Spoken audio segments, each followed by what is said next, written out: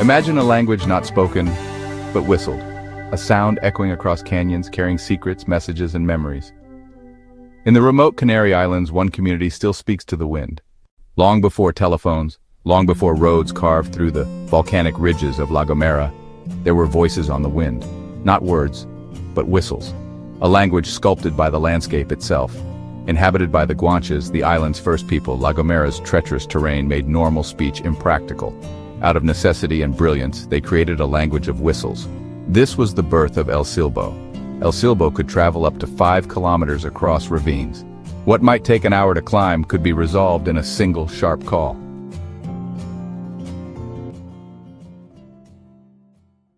As centuries passed, colonization arrived. The Spanish conquest in the 15th century brought change. But El Silbo survived, woven into Spanish phonetics by settlers who recognized its usefulness. But with the 20th century came the silencing of the valleys. Modernization, urban sprawl, and the lure of convenience stripped El Silbo of its place. Radios replaced ravines, roads replaced ridges, and by the 1980s, the whistles were fading. We were told it was silly, that only old people whistled like that. But where some heard silence, others heard urgency.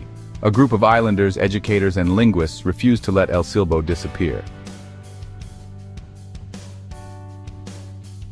In 1999, the government of La Gomera made it mandatory in schools. And in 2009, UNESCO declared El Silbo a masterpiece of the oral and intangible heritage of humanity.